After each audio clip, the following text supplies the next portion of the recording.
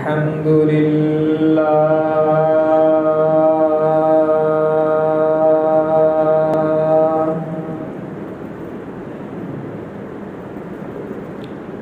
الحمد لله نحمده ونستعينه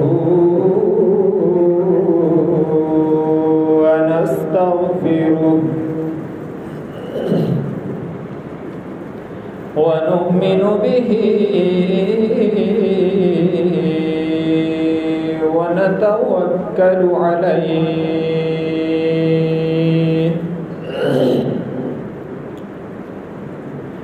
ونعوذ بالله من شرور أنفسنا ومن سيئات أعمالنا من يهده الله فلا مضل له ومن يضلله فلا هادي له ونشهد أن لا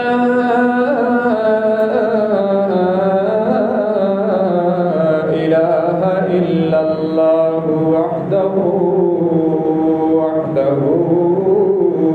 لا شريك له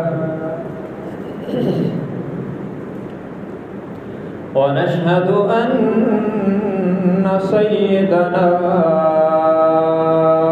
وسندنا وشفيعنا وقائدنا الأعظم وهادينا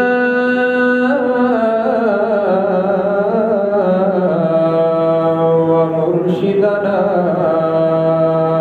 ومأوانا ومرجانا ومولانا محمدا عبده ورسوله أرسله بالحق بشيرا ونذيرا وداعيا إلى الله بإذنه وسراجا منيرا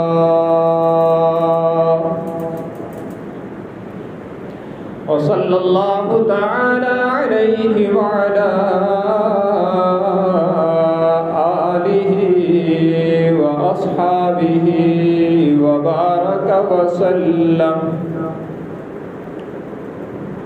وبارك وسلم تسليما كثيرا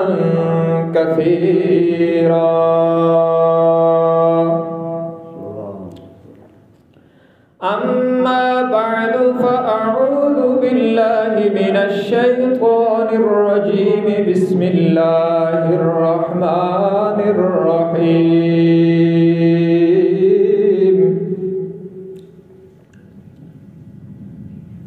ولا تحسبن الذين قتلوا في سبيل الله أمواتا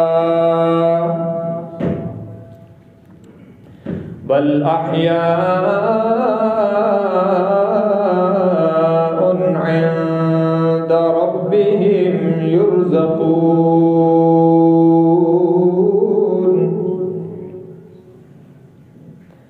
وقال الله تبارك وتعالى في كلام المقدس على مقام آخر إنما يوفى الصابرون أجرهم بغير حساب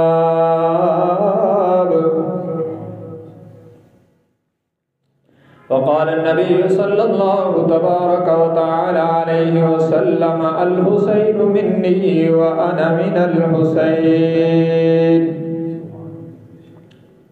أو كما قال النبي صلى الله تبارك وتعالى عليه وسلم صدق الله وصدق رسوله النبي الأمي الهاشمي الأمين الكريم، ونحن على ذلك لمن الشاهدين والشاكرين، والحمد لله رب العالمين.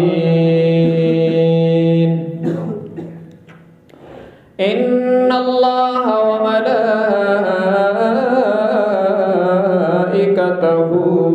يصلون على النبي يا أيها الذين آمنوا صلوا عليه وسلموا تسليما. اللهم صل على محمد وعلى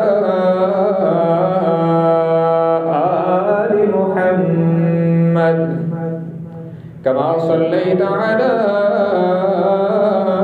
إبراهيم وعلى آل إبراهيم إنك حميد مجيد. اللهم بارك على محمد وعلى آل محمد كما باركت على إبراهيم وعلى آل إبراهيم إنك حميد مجيد.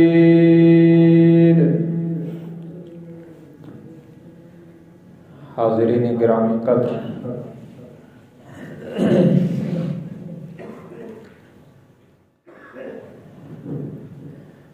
آج اسلامی سال سن 1444 ہجری کا پہلا جمعہ المبارک ہے. نئے اسلامی سال کا آغاز ہو چکا ہے. اللہ تبارک و تعالی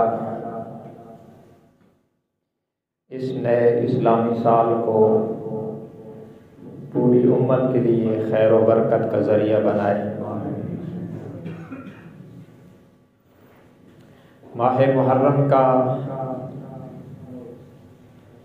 پہلا عشرہ گزر رہا ہے. یوں تو اسلامی تاریخ میں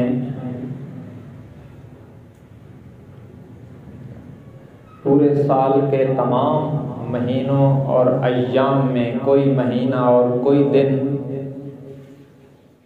ایسا نہیں ہے کہ جب کسی اہم ترین شخصیت کی شہادت یا وفات نہ ہوئی ہو. تاہم ہماری تاریخ میں جو شخصیات بہت نمایاں ہیں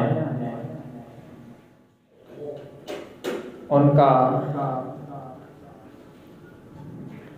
تذکرہ کیا جاتا ہے ان ایام میں جن میں ان کی وفات یا شہادت ہے، تاکہ امت اپنے اسلاف کی قربانیوں سے آگاہ بھی رہے اور ان عظیم شخصیات کی تعلیمات سے سبق سیکھ کر ہم اپنی زندگی کو اللہ اور اللہ کے رسول صلی اللہ علیہ وسلم کی منشا اور طریقے کے مطابق ڈھالنے کی کوشش کرتے رہیں. تو ماہ محرم کے اس پہلے عشرہ میں دو عظیم شخصیتوں کو اللہ کی عظیم نعمت عطا ہوئی ہے جس نعمت کو شہادت کہتے ہیں. یکم محرم کو حضرت فاروق اعظم رضی اللہ تعالی عنہ کو منصب شہادت اور نعمت شہادت عطا ہوئی، اور 10 محرم الحرام کو حضرت حسین رضی اللہ تعالی عنہ کو اپنے ساتھیوں سمیت اللہ تبارک و تعالی نے شہادت کے بلند مقام پر فائز کیا۔ سب سے پہلے تو یہ سمجھیں کہ اسلام میں شہادت سعادت ہے، اسلام میں شہادت سعادت ہے، شقاوت نہیں ہے۔ اسلام میں شہادت کی موت مر جانا بدبختی نہیں، نیک بختی ہے۔ اسلام میں شہادت زحمت نہیں، رحمت ہے۔ اسلام میں شہادت باعث غم نہیں، باعث خوشی ہے۔ شہید ہو جانے والوں پر جدائی کا افسوس تو ہوتا ہے، لیکن اللہ کے ہاں ان کو انعام ملنے کی مسرت بھی ہوتی ہے۔ ہمارے نزدیک ہمیں جو نظریہ قرآن و سنت سے ملا، جو موقف رب العالمین نے دیا اور اللہ کے حبیب جناب محمد الرسول اللہ صلی اللہ علیہ وسلم نے اپنی امت کو بتلایا، اس میں شہادت عظیم نعمت ہے، اور شہادت وہ عظیم نعمت ہے جس کی برکت سے موت جیسی کڑوی چیز بھی میٹھی ہو جاتی ہے۔ موت کی تلخی اور کڑواہٹ شرعاً بہت سی روایات میں اس کو بیان کیا گیا، لیکن یہ شہادت وہ نعمت ہے جس کے مل جانے سے موت بھی میٹھی ہو جاتی ہے۔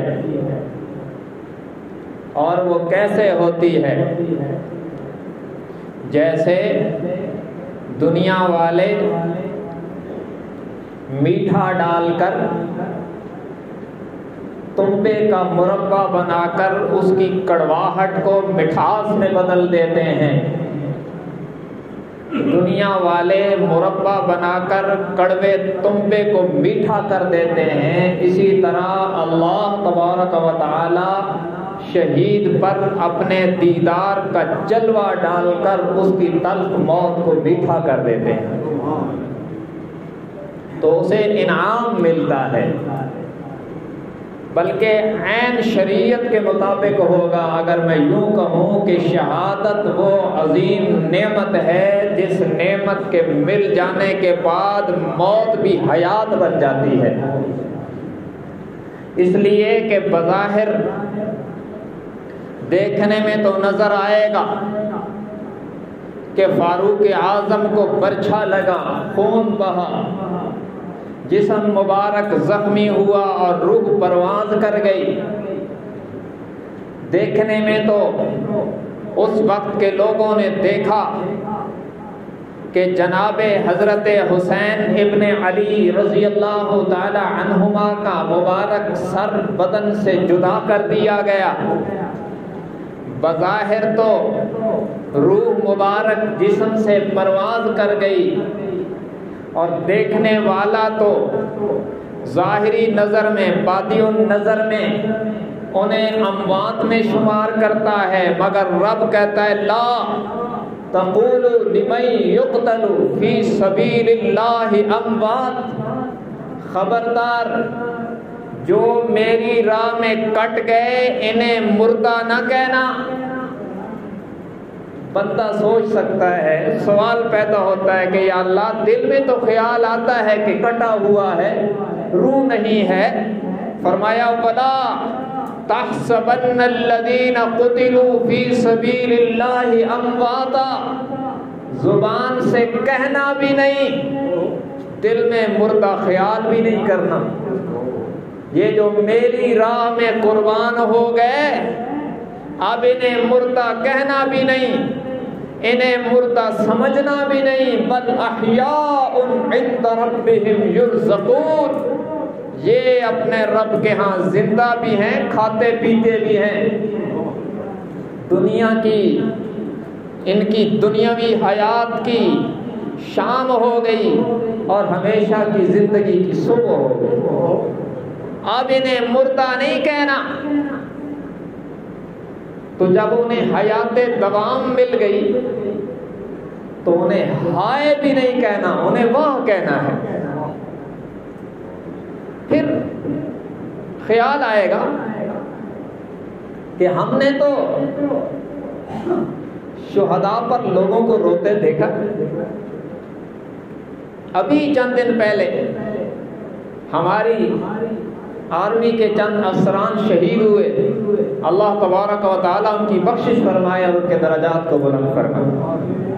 وہ رسا روئے ہوں گے یقیناً، لیکن یاد رکھنا یہ رونا شہادت پر نہیں، جدائی پر ہے. اس کا افسوس نہیں کہ انہیں شہادت کیوں ملی ہے، اس کا افسوس ہے کہ ہم سے جدا ہو گئے. لیکن یہ تو افسوس ان پر ہے نا جو ہم سے جدا ہوئے، جو ہم سے پہلے جام شہادت نوش کر چکے ہیں. ہم انہیں تو شہادت کی مبارک دیتے ہیں اور اس کامیابی پر انہیں شاباش دیتے ہیں، انہیں واہ کہتے ہیں، ہائے نہیں کہتے. میں آپ کو اس کی مثال دیتا ہوں. آپ کا بیٹا یہاں سے حج کو جا رہا ہو تو والد بیٹے کے حج پر جانے پہ خوش ہوتا ہے. کوئی مسلمان والد ایسا نہیں ہے کہ اس کا بیٹا حج پہ جا رہا ہو اور والدین خوش نہ ہو، ماں باپ خوش نہ ہو. خوش ہوتے ہیں، لیکن یہ بھی ممکن ہے کہ ایئرپورٹ پر یا گھر کی دہلیز پر الوداع کرتے ہوئے ان کی آنکھوں میں آنسو آ جائے. کیا یہ آنسو اس بات پر ہے کہ کیوں جا رہا ہے؟ جانے پر خوش ہیں. آنسو اس پر ہیں کہ اب اتنے دن ہم سے ملاقات نہیں ہوگی. آنسو جدائی پر ہیں. لیکن یہ کب ہے؟ جب یہاں سے جا رہا ہو. ذکر شہادت ہو رہا ہے، اللہ کی رحمت یہاں بھی آ رہی ہے، اللہ کرے آخر میں بھی ایسے آتی رہے. جب یہاں سے جا رہا ہے تو آنسو ہیں. کیوں؟ کہ جدا ہو رہا ہے. دل میں خوشی بھی ہے، آنکھوں میں آنسو بھی ہیں. آنسو اس کے حج پر جانے پر نہیں، جدا ہونے پر ہیں. لیکن وہی بیٹا اگر پہلے سے برطانیہ میں رہتا ہو اور وہاں سے فون کرے کہ ابو جی امی جی میں یہاں سے حج پہ جا رہا ہوں، تو اب یہ آنسو نہیں ہوں گے، صرف خوشی والے جذبات ہوں گے. ماں باپ کی آنکھوں میں چمک ہوگی کہ اچھا ہے ہمارا بیٹا حج پہ جا رہا ہے. اب جدائی والے آنسو نہیں کہ وہ پہلے سے جدا ہے. تو جو اب شہید ہوگا اس کے شہید ہو جانے پر جدائی کے آنسو ہو سکتے ہیں، لیکن جو پہلے سے شہید ہو چکے ہیں، چاہے وہ حضرت عمر ہوں یا حضرت حسین ہوں، وہ تو ہم سے پہلے جام شہادت نوش کر کے شہادت کے منصب پر فائز ہو چکے ہیں. اب ان کی جدائی والے آنسو نہیں ہوں گے، بلکہ ان کو اس عظیم درجے کے عطا ہونے پر ہم شاباش دیں گے اور جناب عمر اور حسین کو واہ کہیں گے، ہائے نہیں کریں گے. یہ ہمارا وہ نظریہ ہے جو ہر مسلمان کو سمجھنا چاہیے. اسلام شہیدوں پر ماتم کا درس نہیں دیتا، بلکہ اسلام یہ کہتا ہے کہ یہ جنہیں تم نے دفن کر دیا نا اور تم نے سمجھا دیکھا کہ وجود چھلنی ہے، تم نے دیکھا کہ سر جدا ہے تن سے اور تم سمجھے کہ زیر زمین چلے گئے، فرمایا یہ دفن نہیں ہو گئے، یہ بیج بن گئے ہیں. جیسے دانہ زمین میں جاتا ہے تو گل و گلزار بن کے نکلتا ہے، ایسے ہی شہید کا وجود زیر زمین چلا جاتا ہے، اس کے خون سے انقلاب آتا ہے۔ اس لیے شہادت زحمت نہیں ہے، شہادت رحمت ہے۔ شہادت اتنا بڑا انعام ہے کہ اللہ کے نبی جناب محمد الرسول اللہ صلی اللہ علیہ وسلم کون؟ جن کے قدموں سے انعامات کے چشمے پھوٹتے ہیں، وہ شہادت کی بار بار تمنا فرما گئے، بار بار تمنا کی کہ یا اللہ میں چاہتا ہوں میں شہید ہو جاؤں، پھر زندہ ہو جاؤں، پھر شہید ہو جاؤں، پھر زندہ ہو جاؤں، پھر شہید ہو جاؤں۔ یہ بار بار تمنا ہو رہی ہے۔ یہ اس بات کی دلیل ہے کہ شہادت اتنی بڑی نعمت ہے جس کی تمنا نبیوں کے امام نے کی ہے۔ اتنا بڑا انعام ہے شہادت، تو اس پر جنہیں ملی، جنہیں یہ نعمت عطا ہوئی، ہمیں ان کو شاباش دینی چاہیے، انہیں واہ کہنا چاہیے کہ انہیں اللہ نے یہ بلند ترین اور عظیم ترین درجہ عطا کر دیا ہے، شہادت کا بلند مقام عطا فرما دیا ہے۔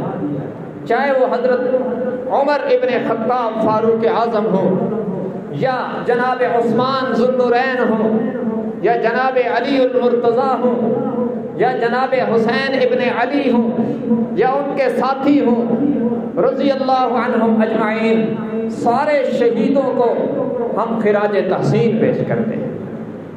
ہم اللہ سے یہ کہتے ہیں کہ یا اللہ ہماری طرف سے ان سب کو اس وقت سے لے کر آج تک اپنا لہو دے کر گلشن اسلام کی آبیاری کرنے والے ایک ایک فرد کو جزائے خیر عطا فرما، جن کی قربانیوں کی برکت سے گلشن اسلام لے لہایا ہے۔ انہیں قدر کی نگاہ سے دیکھنا چاہیے، اور یہ بات ذہن میں بٹھا لینی چاہیے کہ یہ کامیابیاں پا گئے ہیں جو شہادت کے عظیم منصب پر فائز ہو گئے ہیں۔ ایک تو یہ نظریاتی بات ہے۔ دوسری بات میں یہ عرض کرنا چاہتا ہوں کہ حضرت عمر اور حضرت حسین رضی اللہ عنہما ماہ محرم کے پہلے عشرے کے دو عظیم شہید اور بھی ہیں، لیکن یہ دونوں شخصیات نمایاں ہیں، اس لیے ان کا ذکر کر رہا ہوں۔ دونوں عظیم شہید ہیں اور دونوں صحابی شہید ہیں، دونوں قریبی رشتہ دار شہید ہیں۔ یکم محرم الحرام کو شہید ہونے والے جناب عمر ابن خطاب جناب حسین ابن علی رضی اللہ تعالی عنہ کے بہنوئی ہیں، بہنوئی اور سالے کا رشتہ ہے جناب عمر و حسین کے درمیان۔ حضرت حسین رضی اللہ تعالی عنہ کے ساتھ پیدا ہونے والی ام کلثوم سیدہ فاطمہ الزہرا اور جناب علی المرتضیٰ رضی اللہ تعالی عنہما کی ہونہار بیٹی سیدہ ام کلثوم جناب حسین کی جوانی کے ایام میں فاروق اعظم کے نکاح میں آئی۔ تو دونوں قریبی رشتہ دار ہیں اور دونوں شہید ہیں، اور دونوں کے ذوق میں بڑی مطابقتیں ہیں۔ عمر وہ ہے جیسے رسول اللہ صلی اللہ علیہ وسلم نے غلاف کعبہ پکڑ کے اللہ سے مانگا ہے، اور جناب حسین ابن علی رضی اللہ تعالی عنہ اس بلندی پر فائز ہیں کہ انہیں رسول اللہ صلی اللہ علیہ وسلم نے اپنی گود میں بٹھایا ہے۔ عمر وہ خوش نصیب ہے جس نے آتے ہی بیت اللہ کا در کھلوایا ہے، جناب حسین ابن علی وہ خوش نصیب ہیں جنہیں رسول اللہ نے کندھوں پہ بٹھایا ہے۔ دونوں اپنی اپنی جگہ سعادتیں سمیٹے ہوئے ہیں، دونوں کے دامن انعامات سے، نعمتوں سے، رحمتوں سے، سعادتوں سے بھرے ہوئے ہیں، اور ہم دونوں کو سلام عقیدت پیش کرتے ہیں، دونوں کی قدر کرتے ہیں۔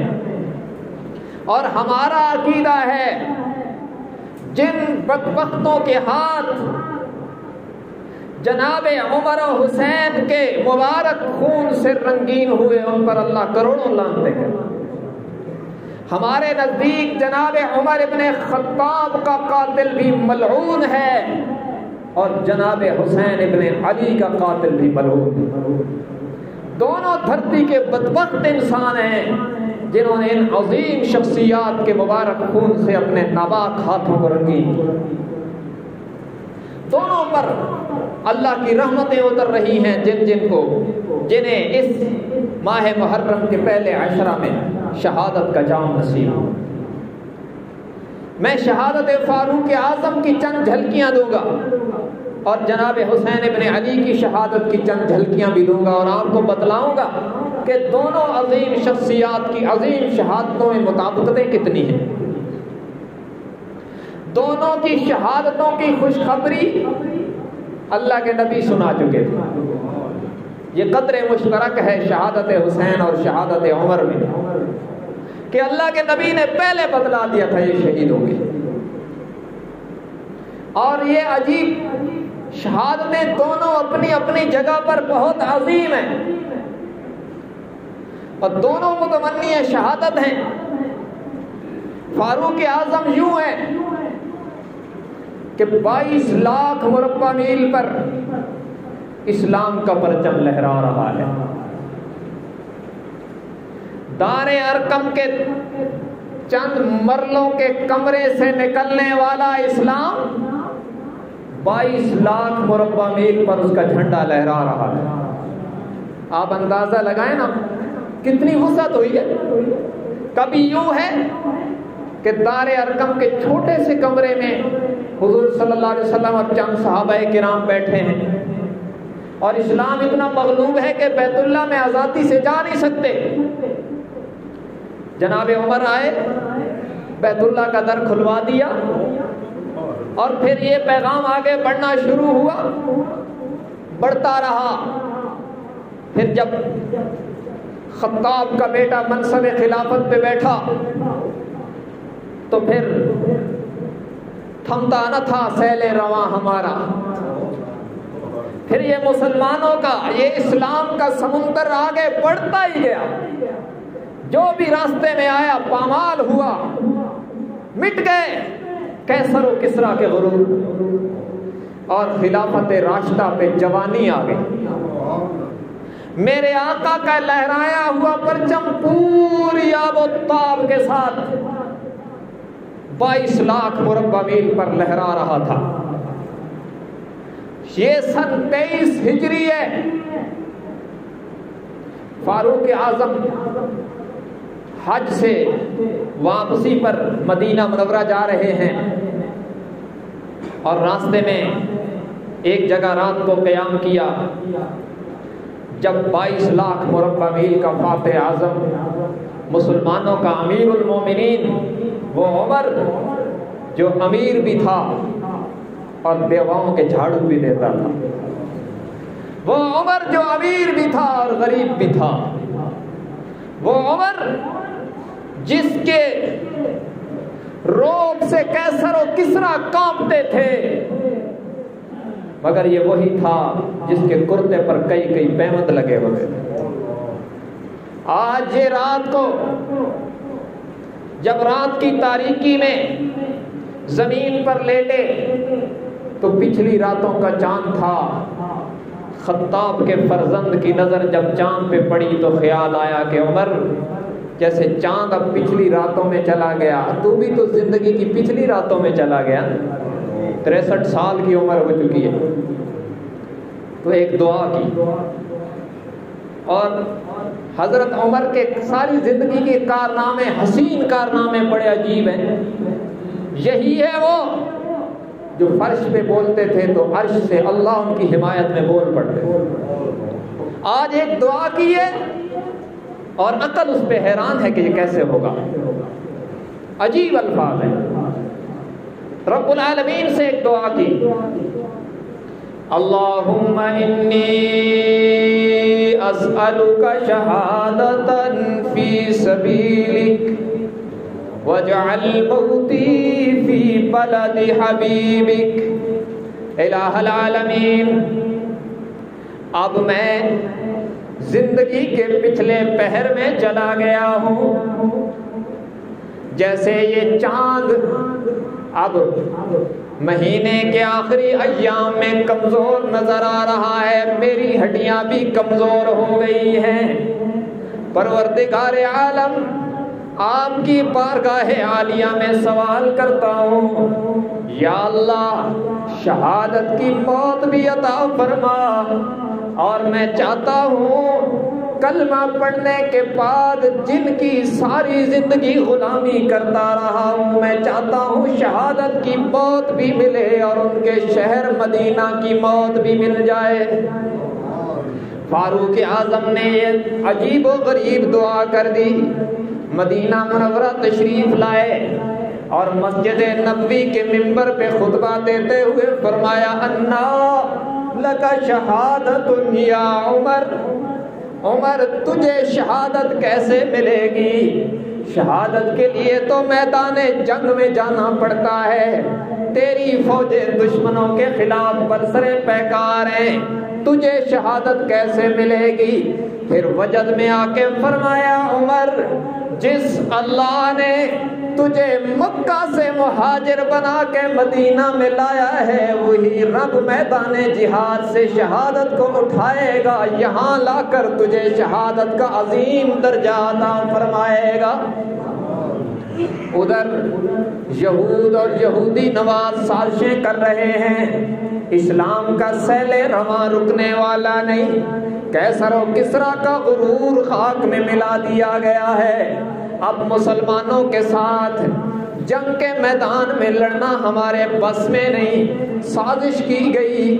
ایک ایرانی غلام ابو لولو مجوسی فرعون ایران سے آیا، ایرانی النسل خبیث النسل، ایک مشن پہ آیا اور جناب مغیرہ ابن شعبہ رضی اللہ تعالیٰ عنہ کا نوکر و غلام تھا، اس کی ڈیوٹی لگی، وہ ہائر کیا گیا کہ عمر کو نماز کی حالت میں پرچھا مار دے.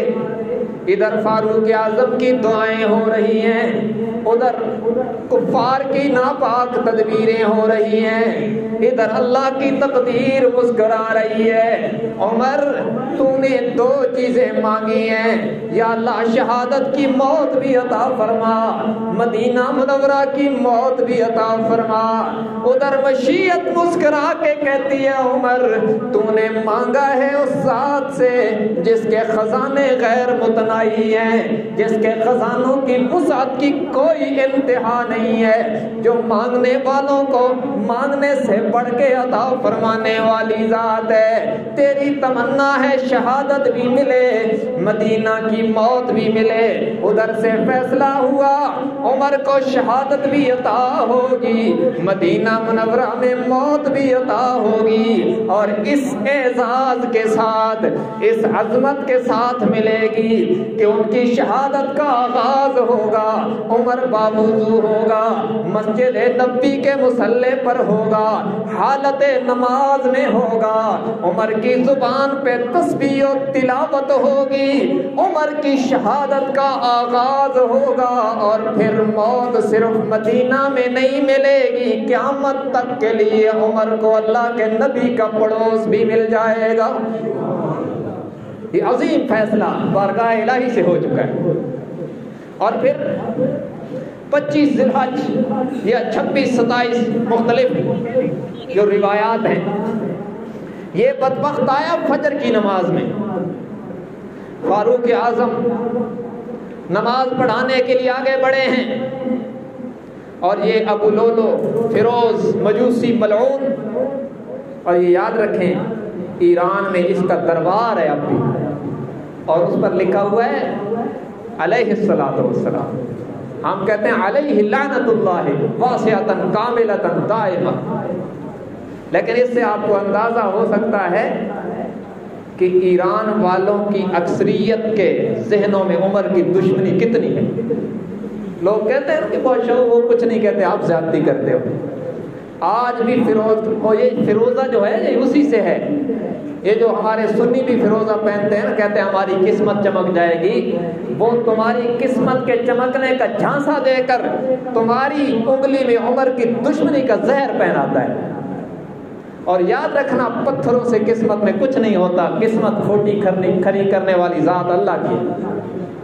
دیکھو نا، میری بات لمبی ہو جائے گی. دنیا میں سب سے افضل ترین پتھر وہ ہے جو بیت اللہ میں لگا ہوا ہے، حجر اسود. اور اس کو بوسہ دیتے ہوئے حضرت عمر نے کہا تھا انی اعلم انک حجر لا تنفع ولا تضر. اسے بوسہ دیتے ہوئے خطاب کے بیٹے عمر نے کہا تھا اچھی طرح جانتا ہوں کہ تو پتھر ہے، تجھ سے نفع کی امید بھی نہیں، نقصان کا خطرہ بھی نہیں. تجھے بوسہ اس لیے دیتا ہوں کہ میں نے اپنے نبی کو تجھے بوسہ دیتے ہوئے دیکھا ہے. اگر کملی والے تجھے بوسہ نہ دیتے تو خطاب کا بیٹا عمر تجھے بوسہ دینے کے لیے کبھی سر نہ جھکاتا. یہ اقبال نے اسی کو دیکھ کے کہا تیرے بوسے کو دیتے ہیں ہم بوسہ حجر اسود پر، تیرے بوسے کو دیتے ہیں ہم بوسہ حجر اسود پر، وگرنہ مسلمانوں کا کیا رکھا ہے پتھر میں. مسلمانوں کو پتھر سے کیا واسطہ ہے، ہم تو حضور کے بوسے کو بوسہ دے رہے ہیں. جب حجر اسود نفع نقصان کا مالک نہیں تو تیری انگوٹھی میں پہنا ہوا فیروزہ یا عقیق یا یاقوت یا مرجان، اس میں نفع نقصان کہاں سے آ گیا ہے؟ یہ بھولی بھالی قوم ہے بیچاری، خدا کو چھوڑ کر پتھروں کو قسمت کا مالک بنا رہی ہے. تو یہ فیروز آیا، فجر کی نماز میں جماعت کھڑی ہوئی، اور جب تکبیر تحریمہ کہی گئی عمر مصلی امامت پہ کھڑے ہو کر اللہ اکبر کر چکے. اس وقت کے امیر المومنین امام بھی ہوتے تھے، یوں نہیں ہوتا تھا آج کے حکمرانوں کی طرح کہ جنہیں سورہ اخلاص بھی نہ آتی ہو. یہ وہ حکمران تھے جن کی تربیت محمد رسول اللہ صلی اللہ علیہ وسلم نے فرمائی تھی، جو وقت کے امیر المومنین بھی ہوتے تھے، بیواؤں کے جھاڑو بھی دیتے تھے، اور امام بن کر مصلی پہ جب کھڑے ہوتے تھے تو ان کے قیام کو دیکھ کر فرشتے رشک کرتے تھے. نماز کی نیت باندھ لی گئی. فاروق اعظم نے جب نماز شروع کی تو اس بدبخت نے اس وقت اپنا برچھا جس کو کئی دنوں تک زہر میں رکھا تھا کہ اگر عمر کو گہرا زخم نہ بھی ہو تو زہر کی وجہ سے یہ زخم کینسر کا باعث بن جائے، اس نے اس وقت نیزہ مارا اور حضرت عمر گرے، مگر فوراً عبد الرحمن ابن عوف کو آگے کر دیا اور انہوں نے چھوٹی صورتوں کے ساتھ نماز مکمل کروائی. آپ دیکھیں نماز کی اہمیت اس معاشرے میں کتنی ہے جسے تربیت کیا اور جسے بنایا رسول اللہ نے. بھائی بنانے کا معنی وہ نہ لینا کہ معاذ اللہ کوئی انہوں نے پیدا کیا ہے، بنانے کا معنی ہے ان کے کردار کو سنوارا رسول اللہ نے. وقت کا امیر المومنین گر چکا، مگر یہ نہیں کہ صحابہ نماز چھوڑ دیں. نماز مکمل ہوئی اور اس ترتیب سے صفیں باندھی ہوئی تھی کہ قاتل عمر صفوں سے باہر نکلنے میں کامیاب نہیں ہو سکا. اس نے کئی صحابہ کو زخمی کیا اور 6-7 تو اس وقت شہید بھی ہو گئے، اور تقریباً 13 کے قریب کم و بیش صحابہ کو اس بدبخت نے زخمی کیا. لیکن جب اس نے دیکھا نا کہ اب میرے لیے بھاگنے کا راستہ نہیں، تو پھر وہی خنجر اپنے سینے میں مار کے ہلاک ہو گیا. اور رب نے ایسا فیصلہ کیا کہ جس سینے میں عمر کا بغض ہوگا اس کا اپنا خنجر، اس کا اپنا سینہ ہوگا. یہ اللہ کے فیصلے ہیں، اس میں کسی کا کیا ہے. تو وہ اپنے سینے میں خنجر مار کے ہلاک ہو گیا، اور نماز کے بعد حضرت عمر کو اٹھایا گیا، پوچھا میرا قاتل کون ہے؟ بتلایا گیا ابو لولو مجوسی فیروز۔ فرمایا اللہ کا شکر ہے میرے خون سے کسی مسلمان کے ہاتھ رنگین نہیں۔ اور پھر زخم اتنا شدید اور گہرا تھا کہ آپ جانبر نہیں ہوئے، اور یکم محرم الحرام کو آپ روضہ اطہر میں دفن ہوئے۔ اور یہ عجیب، جب حضرت عمر رضی اللہ تعالیٰ عنہ کو یقین ہو گیا نا کہ اب میرا بچنا بظاہر اسباب کی دنیا میں ممکن نہیں ہے، تو اپنے بیٹے سے فرمایا کہ جاؤ امی عائشہ رضی اللہ تعالیٰ عنہ سے عرض کرو کہ میرے والد عمر کہتے ہیں میری تمنا یہ ہے کہ میں مر کر بھی اپنے محبوب سے جدا نہ ہوں، میری تمنا یہ ہے کہ میں نبی اور صدیق کے ساتھ دفن ہو جاؤں، اگر آپ اجازت دیں تو، کیونکہ گھر آپ کا ہے، جہاں حضور آرام فرمائے ہیں، ابو بکر اور عمر آرام فرمائے ہیں، یہ امی عائشہ کا گھر ہے، جو جنت کا ٹکڑا ہے وہ امی عائشہ کا گھر ہے۔ تو عبداللہ ابن عمر آئے، حضرت عائشہ نے اجازت دے دی، اور انہوں نے جا کے پیغام دیا کہ ابا جی اجازت مل گئی۔ فرمایا نہیں، جب میں شہید ہو جاؤں نا، ابھی تو میں امیر المومنین ہوں، میری میت لے جانا، روضہ اطہر کے باہر رکھ کر پھر اجازت مانگنا۔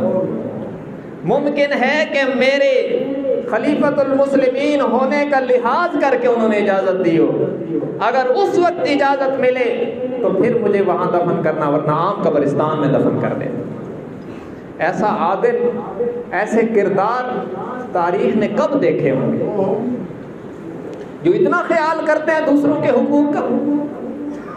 پھر وقت آیا، فاروق اعظم آخری ایام ہے، اور آخری ایام میں جہاں دیگر وصیتیں فرمائی، ایک عظیم جملہ فرمایا، مسلمانوں اس کو دل کی تختیوں پر لکھو، عمر کی پوری تربیت کا خلاصہ ہے۔ آخری وقت میں بار بار فرماتے لا حظ فی الاسلام لمن لا صلاۃ لہ، لوگوں کان کھول کے سن لو، اس شخص کا اسلام میں کوئی حصہ نہیں جو نماز نہ پڑھتا ہو۔ یہ جملہ فرمایا اور جام شہادت نوش کیا۔ فاروق اعظم رضی اللہ تعالی عنہ کا جنازہ اٹھایا گیا، روضہ اطہر کے باہر جا کے اتار دیا گیا۔ امی عائشہ رضی اللہ تعالیٰ عنہ سے عرض کیا گیا، عمر کا جنازہ باہر حاضر ہے، ان کی وصیت کے مطابق اجازت طلب کی جاتی ہے۔ امی عائشہ رضی اللہ تعالیٰ عنہ نے اجازت دے دی، عمر کا جنازہ اٹھا کر روضہ اطہر کے اندر لے جایا گیا، نبی اور صدیق کے ساتھ فاروق اعظم کو دفن کیا گیا۔ ارے سنیوں میں وہاں پہ میں کہا کرتا ہوں، عمر وہ غلام ہے جو مر کر بھی نبی کے در پہ گیا ہے، جس کے جو مر کے بھی نبی کا در نہیں چھوڑتا ہے، آج بھی نبی و صدیق کے ساتھ ہے۔ اور جب جنازہ رکھا ہوا تھا، صحابہ زاروں قطار رو رہے تھے۔ حضرت عباس کہتے ہیں میں نے میرے کندھے پر کسی نے ہاتھ رکھا، میں نے پیچھے مڑ کے دیکھا تو وہ علی تھے، اور فرمایا میں نے جب دیکھا تو جناب علی فرما رہے تھے عمر مجھے یقین تھا کہ ابو بکر کے بعد یہاں تو ہی آئے گا، اس لیے کہ میں نے اتنی بار نبی سے سنا جو شمار نہیں کر سکتا۔ آپ نے بار بار فرمایا میں نے اور ابو بکر و عمر نے یہ کیا، میں اور ابو بکر و عمر یہ کرتے ہیں، میں اور ابو بکر و عمر ایسے کریں گے۔ یہ اتنی بار سنا کہ اللہ کے نبی نے اپنے ساتھ ابو بکر و عمر کو ملایا۔ ابو بکر کے یہاں آنے کے بعد مجھے یقین تھا کہ اس جگہ عمر ہی آئے گا، اور پھر فرمایا الہ العالمین مجھ علی کی تمنا ہے کہ میں جب تیرے دربار میں حاضر ہوں ایسا روشن نامہ اعمال لے کے حاضر ہوں جیسا نامہ اعمال عمر لے کر تیرے دربار میں آ گئے ہیں۔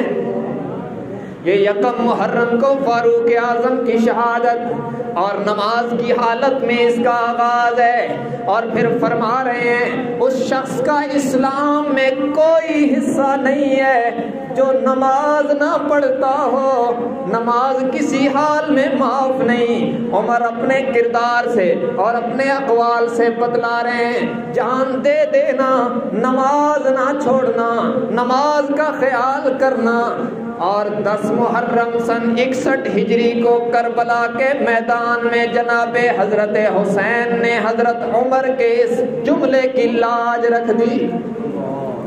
عمر نے کہا تھا نماز نہ چھوڑنا، نماز کے بغیر اسلام نہیں ہے۔ حضرت حسین نے اپنے کردار سے بتلایا جب لاشوں پہ لاشیں گر رہی تھی، تیر و تلوار کی چھنگار تھی اور موت سامنے نظر آ رہی تھی، جناب حسین ابن علی جناب فاطمہ کے فرزند ہونہار نے جب دیکھا لاشوں پہ لاشیں گر رہی ہیں، ادھر سورج کو دیکھا، نماز کے وقت کا اشارہ مل گیا، علی کے بیٹے نے پیغمبر صلی اللہ علیہ وسلم کے نواسے نے یوں نہیں سوچا کہ نماز کی نیت باندھوں گا دشمن تیر مار دے گا، بلکہ اللہ کا فرض پورا کرنے کے لیے اس شہزادے نے نماز کی نیت باندھ لی ہے اطمینان کے ساتھ۔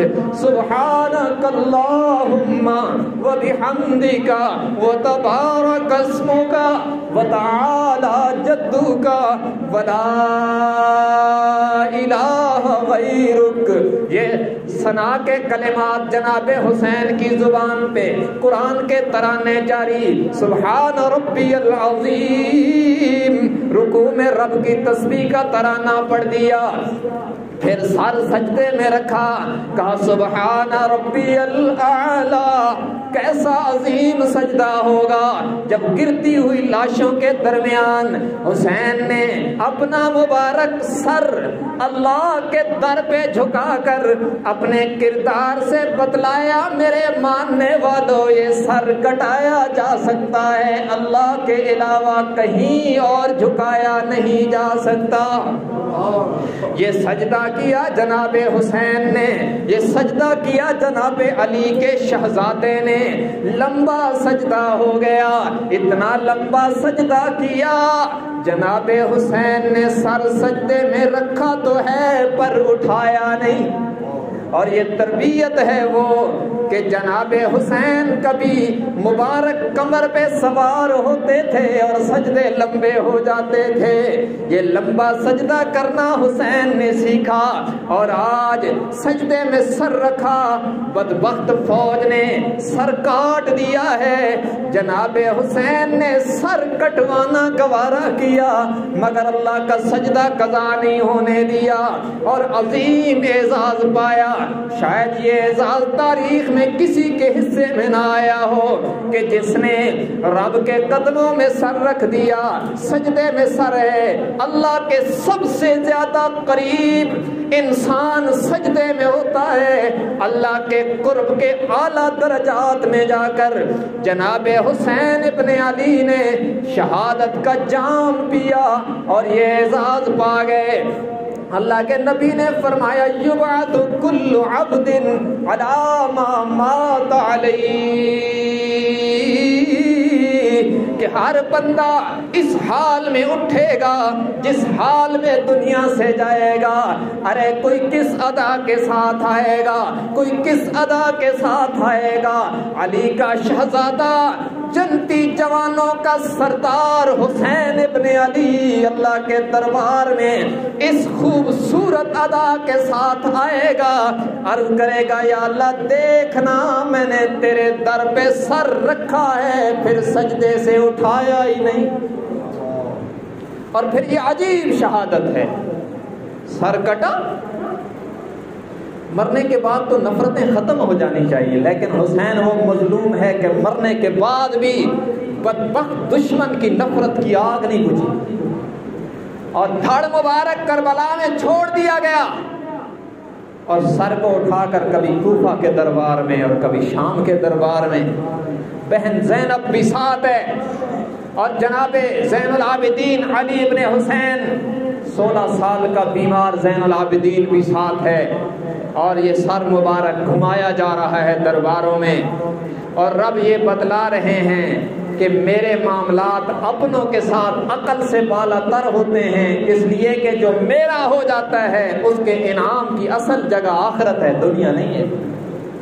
تو جناب حسین ابن علی اور جناب عمر دونوں کی شہادتوں کا مشترک پیغام یہ ہے کہ نماز نہیں چھوڑنی، اللہ کے علاوہ سجدہ کسی کو نہیں کرنا۔ ان کی شہادتوں کا پیغام ہے کہ نماز نہیں چھوڑنی، اور مرد کی نماز مسجدوں میں ہوتی ہے۔ تو عمر و حسین کی شہادتوں کا مشترک پیغام کہ مسجدیں آباد کرنی ہیں، اور امت کا مجموعی طور پر عمل یہ ہے کہ ہم ان شہادتوں کے ایام میں قبرستان آباد کرتے ہیں۔ محرم میں قبرستانوں میں رش بڑھ جاتا ہے۔ یاد رکھو، قبرستان میں جانا اچھی بات ہے، لیکن متعین ایام کر کے یوں جانا کہ بس صرف 10 محرم کو جانا ثواب ہے، یہ آپ کا رواج ہے، دین نہیں ہے۔ یہ 10 محرم کو تو تم یہ عزم کرتے کہ اے حضرت حسین، آپ نے سر کٹایا پر سجدہ قضا نہیں کیا، ہم عزم کرتے ہیں کہ مرتے وقت تک اللہ کا سجدہ قضا نہیں کریں گے۔ مزہ آتا جناب حسین کی تعلیمات پر عمل کرنے کا اور ان کے کردار کو زندہ کرنے کا۔ اور یہ عجیب قوم ہے، حضرت حسین پیاسے شہید ہوئے، اور کم از کم 3 دن تو پانی بند کر دیا گیا۔ اس کا تقاضا یہ تھا محبت کا کہ امت ان کے ماننے والے اور ان کے غلام روزہ رکھ دے، تاکہ حضرت حسین کی پیاس کا انہیں بھی کچھ احساس ہوتا نا۔ اور انہوں نے اس کے برعکس کیا کہ دین کو سبیلیں لگا دی، پانی کو عام کر دیا۔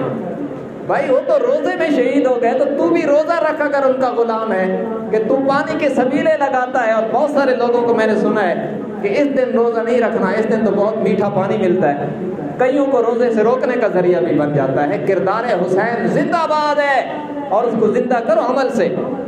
10 محرم کا روزہ رکھنا باعث ثواب ہے۔ حضور صلی اللہ علیہ وسلم نے فرمایا جو شخص 10 محرم کا روزہ رکھتا ہے، اللہ تعالیٰ پچھلے سال کے سارے صغیرہ گناہوں کو معاف کر دے۔ اور میرا وقت ختم ہو گیا، ایک بات سن لو۔ آپ نے 10 محرم کے روزے کی فضیلت بتلائی، اور مدینہ منورہ تشریف لائے تو آپ کو بتلایا گیا کہ یہودی 10 محرم کا روزہ رکھتے ہیں، کیونکہ ان کے آباء و اجداد کو جو موسیٰ علیہ السلام کے ساتھ تھے اس وقت، ان کو فرعون کے ساتھ جو مقابلہ ہوا تھا، ان کو اس دن فتح ہوئی تھی، تو یہ شکرانے کا روزہ رکھتے ہیں۔ آپ نے فرمایا موسیٰ علیہ السلام کی اتباع کا میں زیادہ مستحق ہوں، اس لیے میں بھی روزہ رکھوں گا۔ آپ نے رکھا، اور پھر فرمایا کہ میں روزہ بھی رکھوں گا لیکن یہودیوں کی مخالفت کروں گا۔ یہودی 1 رکھتے ہیں 10 کا، میں 2 رکھوں گا، یعنی یا تو 9-10 کا یا 10-11 کا۔ تو 2 روزے رکھ لیں تو بہت اچھی بات ہے، اور اگر 10 محرم کو کوئی 1 رکھ لے اور دوسرا نہ رکھ سکے تو تب بھی گناہ نہیں ہے، لیکن اچھی بات ہے کہ 2 رکھ لے۔ لیکن اگر 1 بھی رکھ لے 10 محرم کا روزہ تو 1 سال کے گناہ جھڑ جائیں گے۔ اور مولانا منظور احمد نعمانی نے معارف الحدیث میں یہاں تک لکھا ہے کہ آج کے یہودی 10 محرم کا روزہ نہیں رکھتے، وہ اپنی تعلیمات کو چھوڑ چکے ہیں، اس لیے اب اگر کوئی صرف 10 محرم کا روزہ بھی رکھے گا تو اس کو مشابہت کا گناہ نہیں ملے گا، ثواب ضرور ملے گا۔ تو حضرت حسین کے ساتھ محبت کا تقاضا یہ ہے کہ ہمیں روزہ رکھ کر اس پیاس کا ادراک کرنا چاہیے، اور حضرت حسین اور کربلا کے دیگر شہداء اور جتنے بھی ہمارے محسنین شہداء ہیں ان سب کی درجات کی بلندی کے لیے ہمیں دعا کرنی چاہیے۔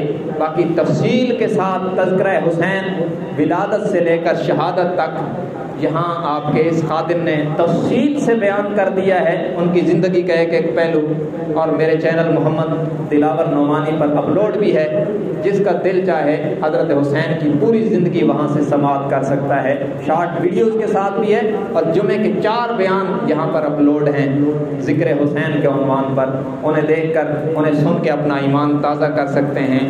رب العالمین ہماری طرف سے تمام شہدائے اسلام کو بہت بہت جزائے خیر عطا فرمائے، اور اللہ تبارک و تعالی ماہ محرم میں خاص طور پر اور بالعموم سارے سال میں امن اور آشتی کا نظام قائم فرمائے اور ہر قسم کی سازشوں سے ملک پاکستان کی حفاظت فرمائے۔ وآخر دعوانا ان الحمدللہ رب العالمین۔